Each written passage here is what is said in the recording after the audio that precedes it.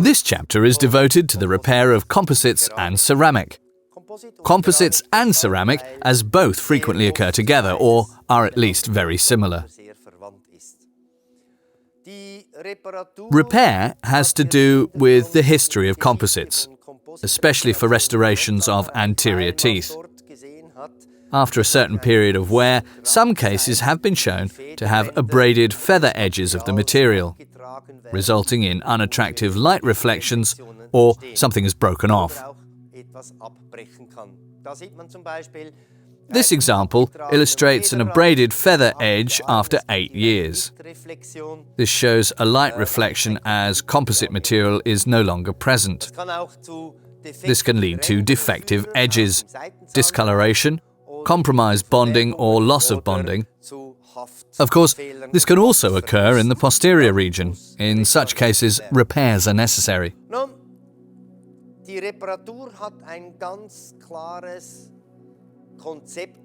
Now, a clear concept or prescribed protocol exists for repairs. First, the teeth and the restoration are cleaned or at least sandblasted with similar results.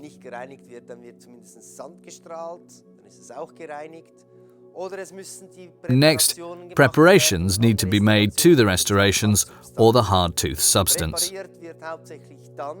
Preparation is usually performed when you need to create new space or if broken edges need to be concealed. In other words, as with the broken front tooth where we have a sharp edge, we apply beveling to correct this region optically.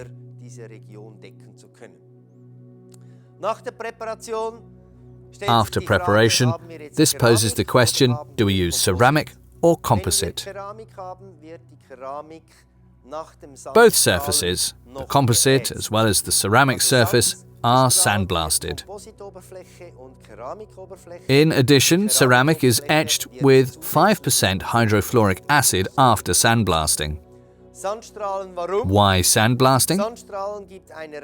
Sandblasting creates a roughened and enlarged surface. This makes sense for ceramics. In composites, there is an additional effect.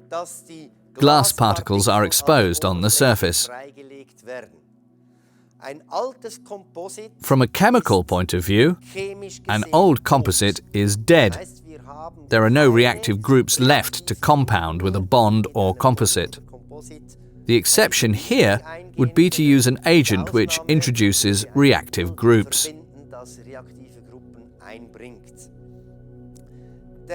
In older composites, the glass particles are largely responsible for the adhesive effect. Today's composites have a very high glass ratio, and there is more glass than matrix on the surface. Merely roughening the composite surface is counterproductive. Roughening with a diamond finishing burr results in a smear layer with the matrix and the glass particles are smeared. Therefore, I recommend sandblasting the composite to expose the glass particles on the surface. Now, it is extremely important that siliconization follows as the next step, be it after etching the ceramic, sandblasting of the composite, or the etching of enamel. Usually, this is a trimethoxysilane, where the silicon hydroxide groups try and bond to the ceramic to create a bond to the composite or matrix together with the methacrylate groups. In other words, we go for the glass particles. The first step in siliconization is important because the subsequent adhesive systems can differ. Today we have primers which also contain acidic monomers, of which contain diacrylates and are no longer pure primers. When such primers are applied to dentine or enamel and reach the surface of the composite at the same time, the composite surface is contaminated. This means glass particles are coated and bonding cannot take place. The silane solution is a non-layer forming material which creates additional bonding valences on the glass particles. To recap, apply silane first, then the primer and then the bond, followed by light curing. That's the proper procedure. The most frequently demanding repairs involve the cervical region of ceramic crowns, also bridges.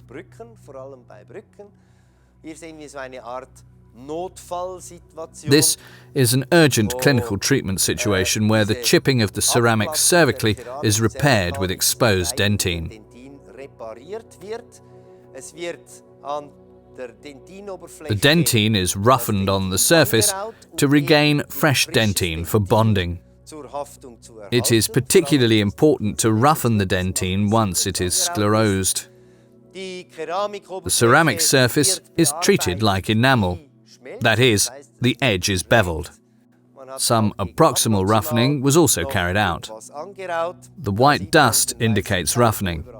One can also see the preparation. The ceramic is then etched with 5% hydrofluoric acid, for example, ceramic etch. Then the dentine is primed, followed by applying a bonding agent to establish adhesion. If necessary, and often the case in crown bridge reconstructions, this margin area is coated with stains and then covered with dentine.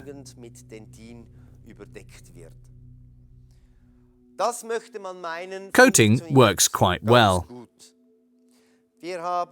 From other reconstruction cases, we have, however, learned that the bonding power to ceramic is approximately 30% less than the bonding power to enamel. This